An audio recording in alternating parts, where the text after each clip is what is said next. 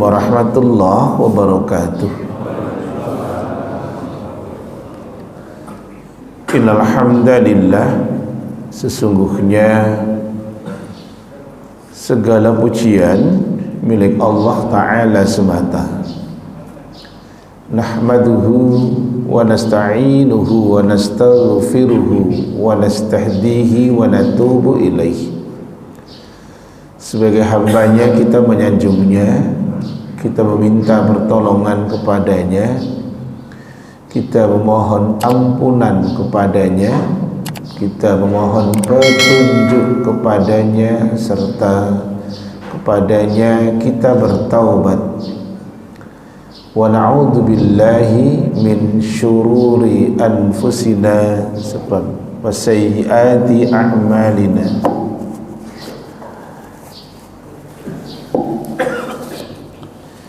Kita berlindung kepada Allah dari jiwa yang buruk dan dari amal-amal yang buruk pula.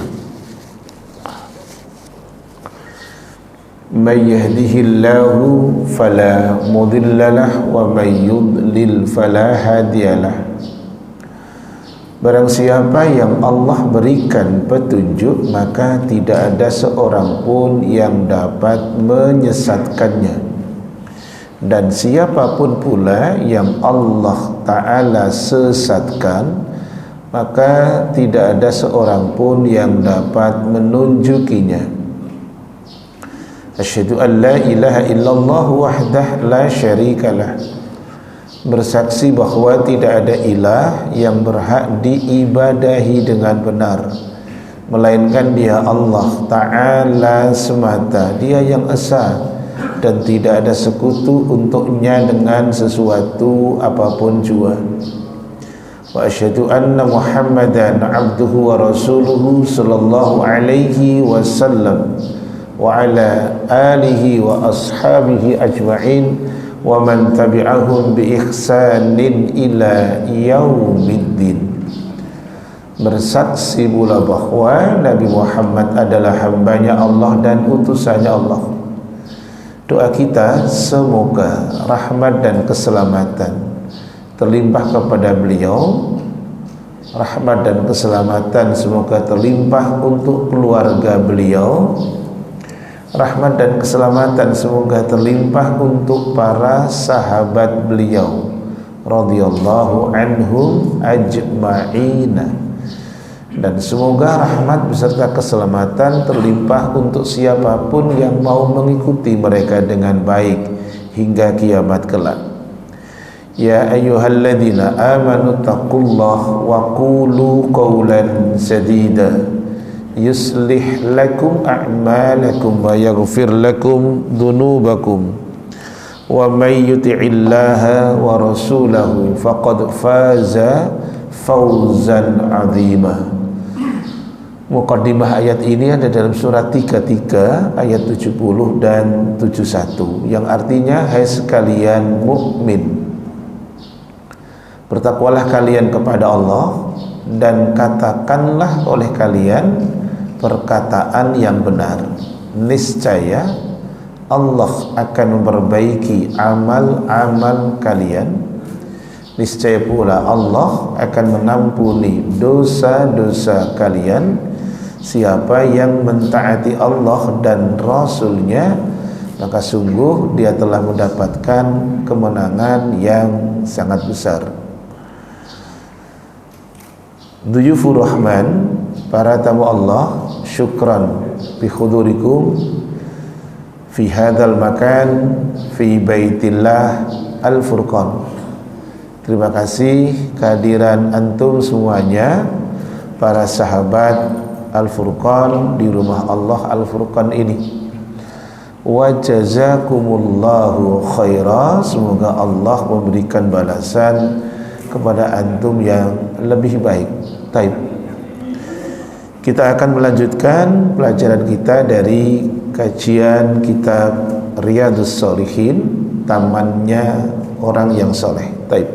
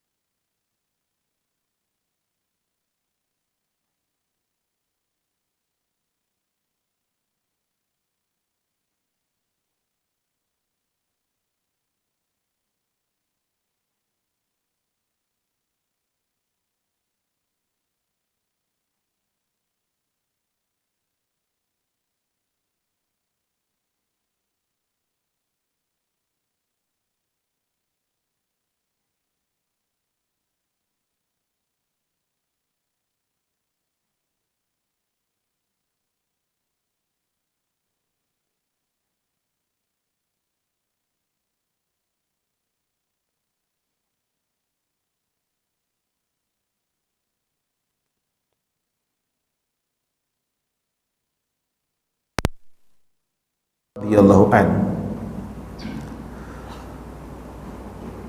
di mana beliau menyampaikan dakhalan nabiyyu sallallahu alaihi wasallam, ini cerita Anas bin Malik, para tamu Allah. Nabi sallallahu alaihi wasallam masuk al-masjid, masjid, fa idza hablun mamdudun, ketika itu ada kabel, tali yang diikat. Jadi talinya panjang, mamdudun, kabelnya panjang yang diikat. Bainas saribataini, bainas saritaini, di antara dua tiang yang ada. Jadi tiang-tiang diikat dengan tali. Faqala, maka Rasul kemudian SAW menanyakan, ma hadza al-hablu, tali apa ini? Gitu. Tanya Rasul. Ini pasti ada kaitan dengan ibadah, nggak ada tali untuk bunuh diri ini hadisnya, nggak ada. Ma hadzal hablu, tali apa ini? Qalu, mereka para sahabat Rasulullah SAW radhiyallahu ajma'in, mereka memberikan jawaban, hadza hablun li Zainab. Rasul, ini ternyata talinya miliknya Zainab radhiyallahu anha. Fa idza fatarat, ada kata futur. Fa idza fatarat, idza itu bermakna istimrar kalau dalam bahasa lughah. Jadi terus menerus kejadiannya. Bisa hari ini, bisa pekan depan, bisa tahun depan, bahkan sampai kapanpun. Fa idza fatarat, maka ketika Zainab lelah, kaitannya dengan ibadah. Ta'allaqat, dari allaqa, ta'allaqa, Zainab ternyata mengikatkan, menggantungkan, mengikat dia bihi, dengan tali tersebut ketika ibadah. Semangatnya tinggi, itu semangatnya untuk ibadah patut diteladani, patut dicontoh, tetapi terlampau membebani diri sampai harus membuat tali antara tadi bainas saritaini, di antara dua tiang yang ada. Gitu. Jadi logika masuk gitu loh. Jadi ketika pas posisi capek bisa buat sandaran gitu loh. Logika masuk, benar. Bagus. Maka faqala Nabi sallallahu alaihi wasallam, maka Nabi sallallahu kemudian bersabda, hulluhu, dari kata halla, hulluhu, lepaskanlah oleh kalian wahai para sahabat akan tali itu, lepaskan itu. Liyusalli ahadukum, supaya salah seorang dari kalian itu sholat, nasyatohu, yaitu ketika punya semangat. Hendaklah salah seorang dari kalian itu sholat ketika yaitu ada semangat. Fa'idha fatara, pakai fa'idha lagi, maka ketika lelah, ketika capek, ketika tidur, ngantuk, falyarkud, tidur aja, jangan dipaksakan. Ini narasi agama, ini narasi ad-din, mengajarkan demikian bagusnya, tidak dipaksakan. Ambil tadi yang terakhir, fa'idha fatara, ketika ternyata salah seorang dari kalian itu futur, capek, lelah, penat sekali. Kalau ibadah malah berbahaya, bisa-bisa jatuh. Kalau sholat, falyarkud, tidur aja, istirahat aja dulu. Baik. Hadis disepakati oleh Al-Imam Bukhari dan Al-Imam Muslim.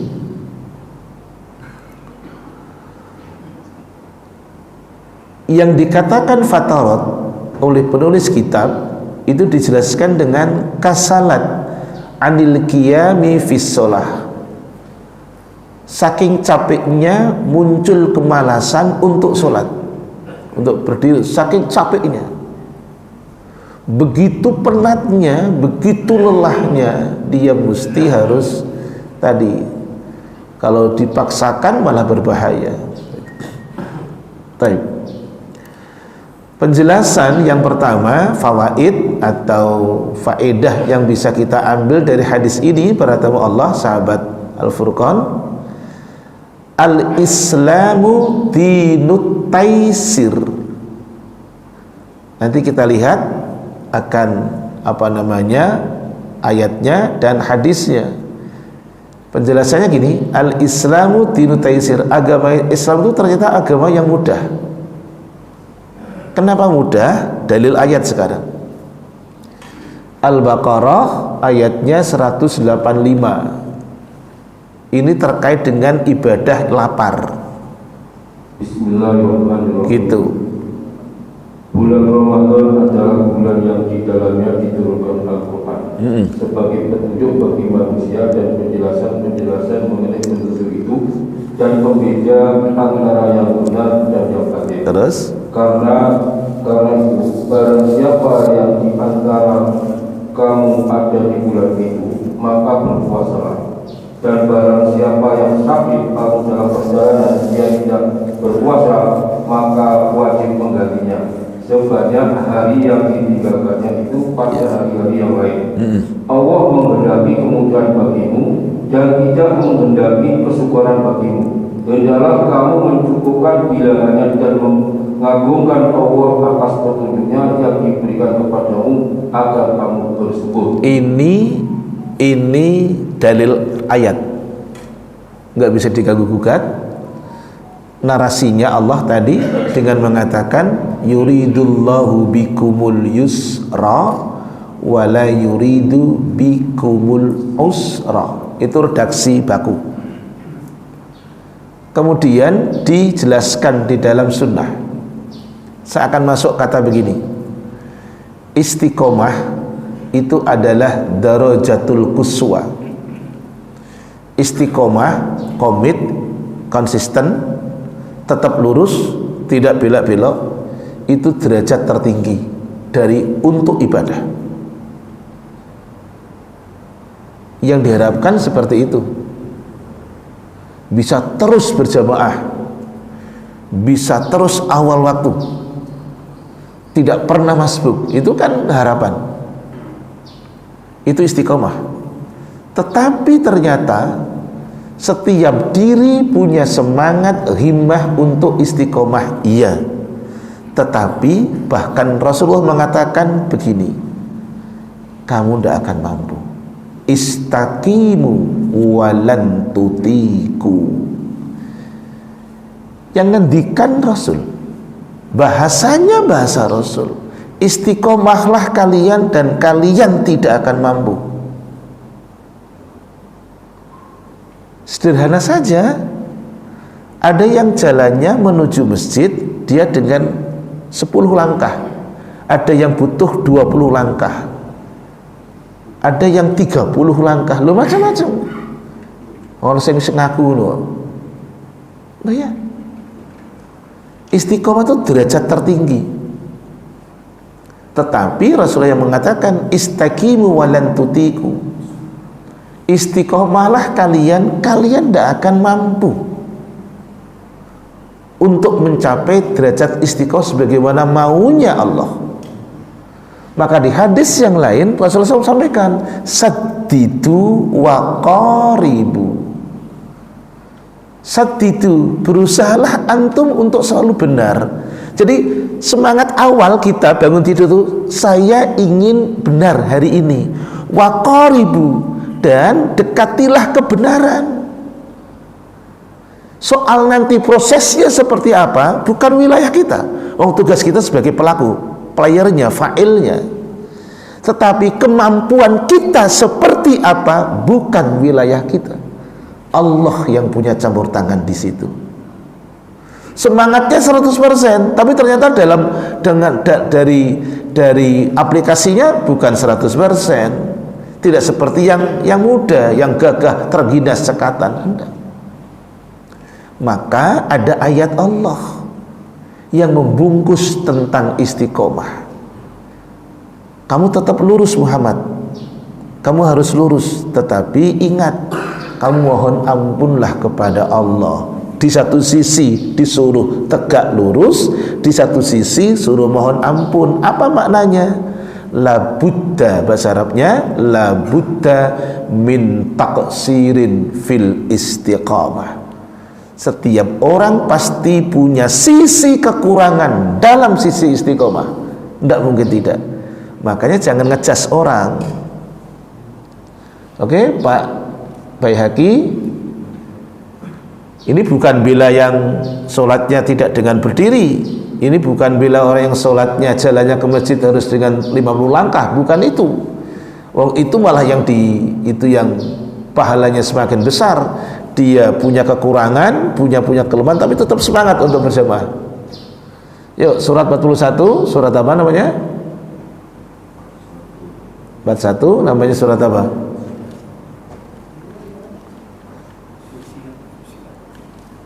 Fusilat, sekran Fusilat, betul, ayat 6. Monggo,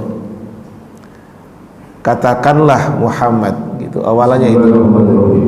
Katakanlah Muhammad, aku ini hanyalah seorang manusia seperti kamu. Terus yang diwahyukan kepadaku bahwa Tuhan kamu adalah Tuhan yang Maha Esa. Terus karena itu tetaplah kamu beribadah kepadanya dan mohonlah ampunan kepadanya. Cukup, tetaplah kamu beribadah kepadanya.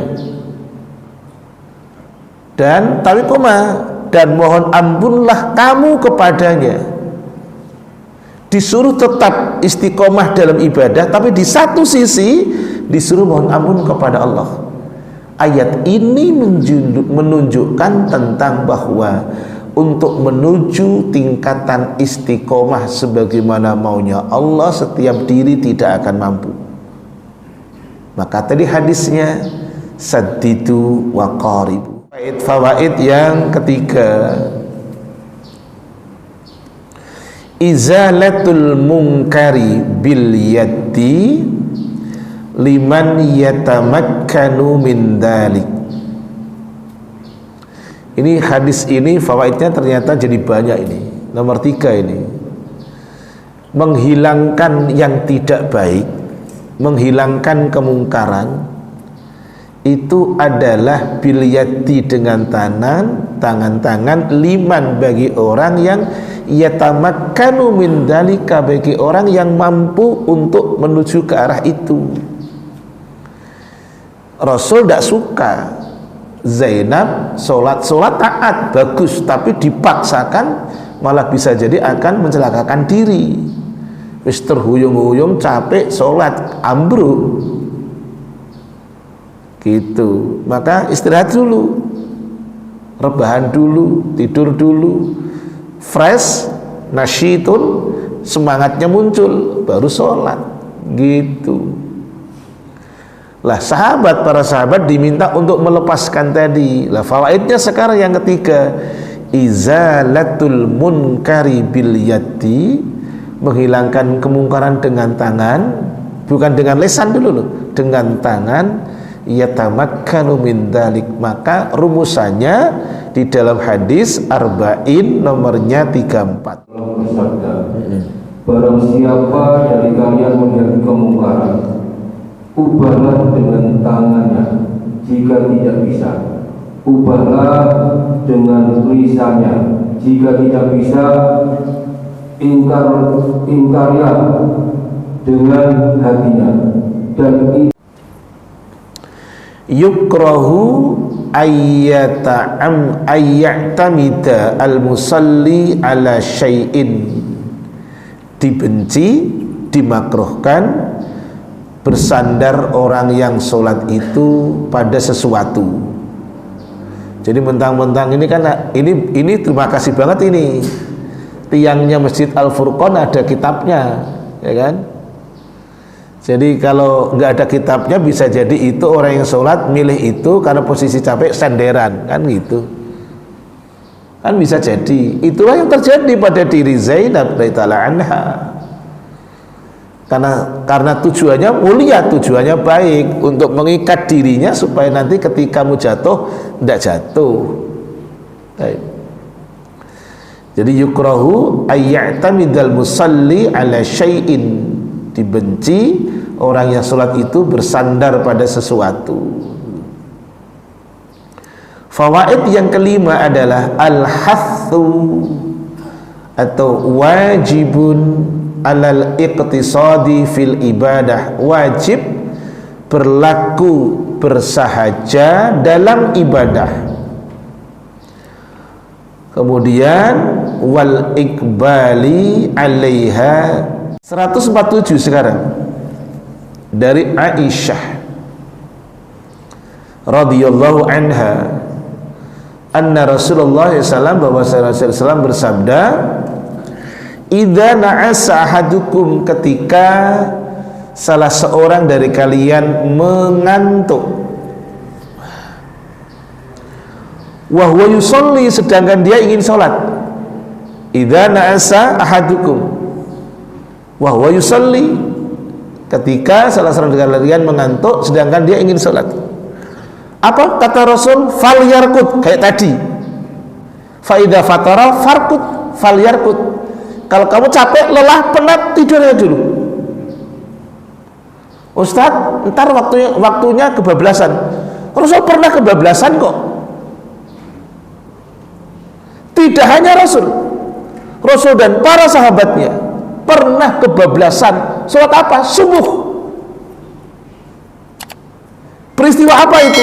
Bukan nonton MU dengan Barcelona. Lulaya. Bukan ngobrol di pos ronda yang tidak ada manfaatnya, kecuali melakukan sebelumnya yang manfaat. Rasul dan para sahabatnya perang. Saking capeknya, akhirnya apa? Bangunnya kesiangan Rasul dan para sahabatnya. Apa terus tidak sholat? Konsepnya orang antah berantah langsung begini. Jam 8, yaudah nggak usah sholat lah, besok lagi aja sholatnya. Itu orang antah berantah. Rasul tidak. Rasul dan para sahabatnya langsung sholat. Sholat apa? Azan dulu. Setelah azan apa? Iqamah. Setelah iqamah, sholat dulu qabliyah. Jadi mengqadha sholat, tidak meninggalkan yang rawatib. Itu kan apik jadinya. Itu karena tadi kebablasannya, karena apa? Ada sesuatu yang menjadikan itu dia tidak bisa bangun. Maka kayak guidance Islam apik kan? Contoh, kamu boleh sholat witir dulu setelah isya. Untuk apa? Nanti malam kalau antum tidak bisa bangun untuk tahajud, antum sudah sholat malam. Lu kan apik regulasinya. Ternyata antum bangun tahajud aja, tidak usah ditutup dengan witir. Lawang sudah witir. Gitu. Rasul dan para sahabatnya, Rasulullah SAW dan para sahabatnya itu tidak pernah kebablasan waktunya subuh. Ketika bangun itu sudah siang, beliaunya kemudian azan. Bilal yang azan itu. Bilal azan, Rasul dan para sahabatnya sholat qobliyah, karena ada qobliyahnya toh. Kemudian sholat subuh, sebelumnya qomat. Gitu. Jadi sekarang tadi Zainab, Rasul mengatakan tadi, fa idza fatara falyarkud. Kalau kamu itu lelah, capek, penat, tidur aja dulu. Ntar kebablasan Ustaz. Enggak apa-apa. Enggak apa-apa. Tadinya kan tidak bagus, tidak elok tidur sesudah asar. Tidak elok tidur sesudah asar. Dan itu bukan sunnah Rasul. Kapan tidurnya? Setelah zuhur, qailulah. Saking capeknya, penat, kerjanya seharian, lembur bahkan, ternyata habis asar sholat kebablasan, bangun-bangun sudah isya. Apa sholatnya? Jamak. Tuh, gimana caranya? Azan, azannya sekali, qomatnya 2 kali. Begitu loh caranya. Jadi tidak sholat. Waduh, kesiangan nih rek, gitu. Udah nggak usah sholat, besok lagi lah. Juga ada itu. Tapi jangan diawali dengan yang maksiat, gitulah. Saya ulang, ketika salah seorang dari kalian mengantuk dan dia pingin sholat, falyarqud, tidurlah dulu, hatta yadhhaba anhu an-naumu, hingga tidurnya, rasa kantuknya itu hilang. Tidur aja dulu. Kenapa? Ingat tadi kata Rasul, ketika punya nasyitun, semangat, terengginas, cekatan. Ya kalau orang sudah terkumpul semuanya nggak mengantuk, maka connect jadinya. Ya kan? Kalau ngantuk repot nanti. Terus fa inna ahadakum, maka sesungguhnya salah seorang dari kalian, idza shalla, ketika dia sholat, wa huwa naisun, di saat dia mengantuk, la yadri, orang itu tidak tahu, la'allahu yadhabu, bisa jadi adalah ia pergi, yastaghfiru, ia mohon ampun, fayasubbu, maka dia akan mencela nafsahu, dirinya. Yang ketika terengginas, nasyitun, semangat, dia tahu oh ini 3 rakaat, sudah tahu, tapi ketika mengantuk, capek, penat, bisa jadi tadi sudah 2 taunya 3, sudah 3 bingung, sholat apa ya, maghrib apa isya ya, udah bingung karena saking capeknya, penatnya. Coba jenengan pahami ini, api toh. Ternyata posisi penat saja, capek saja, itu suruh istirahat dulu, kata Rasul. Enggak dipaksakan untuk ibadah, tunda. Taib. Fawaidahnya adalah karahatu ijhadin nafsi bil ibadah, dimakruhkan memaksakan diri dalam ibadah. Tadi sudah tidak boleh, dikasih kelonggaran. Tadi kata Rasul, kamu tidur aja dulu kok capek, kalau futur capek. Kemudian fawaid yang kedua adalah al-iqtisadu wa tarkul huluwi fil ibadah, bersahaja dan tidak berlebih-lebihan dalam ibadah. Gitu. Saking semangatnya ibadah,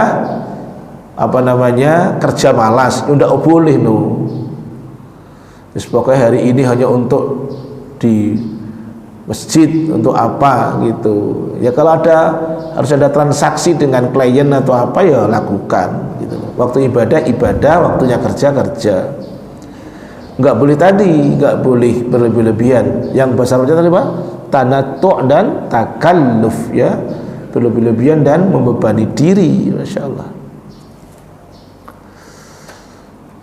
Al-akhdhu bil ikhtiyat. Fawaid yang ketiga, hendaknya kita berhati-hati dalam ibadah. Itu. Hendaknya kita berhati-hati di dalam ibadah.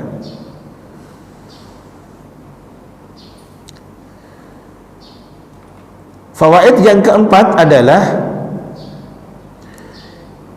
fa inna tar'al mafasid aula min jalbil masalih.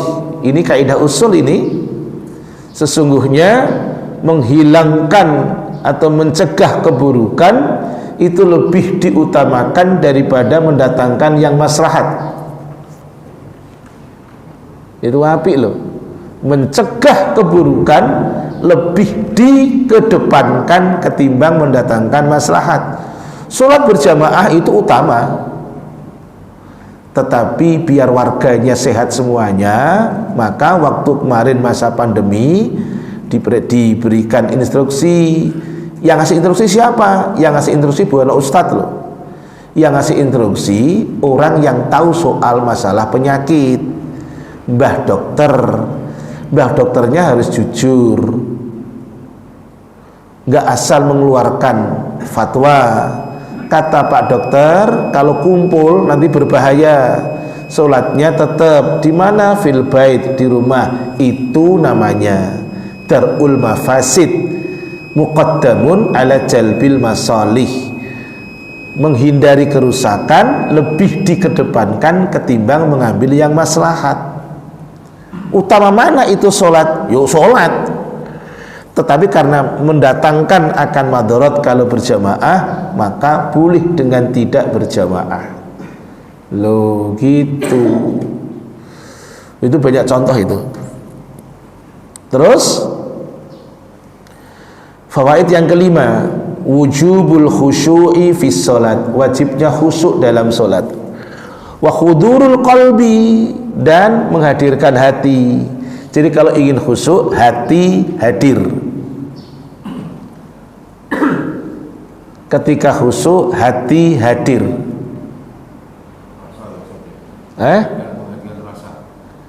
Ya, hati itu rasa. Iya, hati itu rasa. Kalau hatinya hatinya tidak mati, maka dia akan merasakan, aku sudah serakaat, aku sudah 2 rakaat gitu.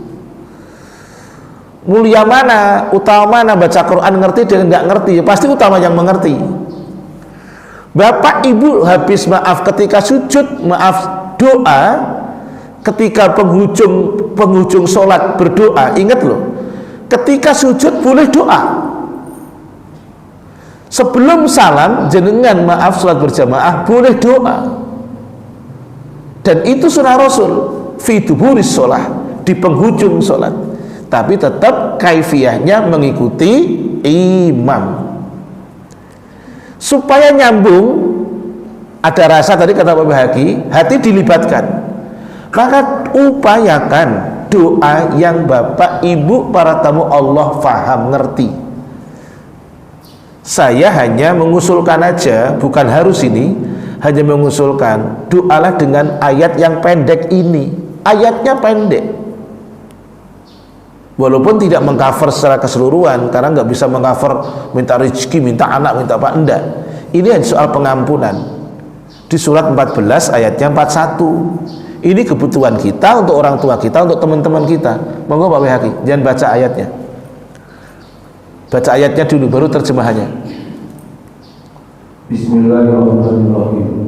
Wahai Tuhan kami. Ayatnya dulu, Ayat 41. ya. Pendek Ayat 41. Nggih kan apal jenengan. 14 Ibrahim ya. Nggih. Bismillahirrahmanirrahim. Wahai Tuhan kami. Arabnya dulu. Loh sebentar, ini menunjukkan sisi loh, faktor U loh. Kita Rabbana firli wali walidayya wal mu'minina yauma yaqumul hisab. Siapa yang bilang ini panjang? Panjangan Al-Kausar loh Pak, yang jangan pilih itu. Bener wis. Panjangan surat Al-Asr wal Asri yang jenengan pilih loh. Bener wis. Ini pendek, cuman berbunyi Rabbana ghfirli wali walidayya walil mu'minina yauma yaqumul hisab. Cuman 3 isinya. Rabb, ya Allah ampuni dosaku Rabb. 2, Rabb ampuni dosa kedua orang tuaku Rabb. 3, Rabb ampuni dosa saudara-saudaraku mukmin sedunia yang mukmin, ampuni Rabb. Kapan? Ketika nanti terjadinya hisab, perhitungan di hari kiamat. Jenengan sudah doa untuk diri sendiri, sudah ambil bagian untuk mendoakan orang tua, dan ambil bagian orang mukmin yang jenengan tidak kenal manapun dia, jenengan doakan. Itu sudah sedekah jenengan. Pendek, hafalkan. Bisa dibaca waktu sujud, bisa dibaca waktu fi duburis sholah. itu Kalau habisan kita suka kopi. enggak, ini belum tata jawab, belum. Jadi belum boleh. Jadi ya enggak boleh ngambek, enggak boleh, belum boleh tanya jawab kok. Saya ulang tadi, wajibnya khusyuk di dalam sholat ternyata dengan hudurul qalbi, hadirkan hati fil ibadah, dalam ibadah. Wal ibti'adu amma yadhhabu dzalik, dan menjauhkan diri dari sesuatu yang dapat menghilangkan kekhusyuan. Anak ulang, dan al ibti'adu amma, dari sesuatu yang yadhhabu dzalik, menghilangkan akan khusyuan. Apa? Awali dengan hal-hal yang baik. Gitu. Saya ingat tuh nasihatnya orang tua itu gini, ada anak kecil digodain, nanti waktu maaf dia tidur ngigunya seperti waktu digodain. Lah berarti ada pola nih, ada konsep nih. Sebelum sholat jangan melakukan hal-hal yang buruk, nanti pikiran ke konsen itu. Arahannya apik sebenarnya, gitu loh. Lah, oke, sekarang baru boleh tanya, monggo. Waktunya untuk tadi sarapan. Syukran sekali lagi bi khudurikum wa jazakumullahu khaira. Intahal muhadarah, subhanaka Allahu bihamdik asyhadu an la ilaha illa anta astaghfiruka wa atubu ilaik. Assalamualaikum warahmatullahi wabarakatuh.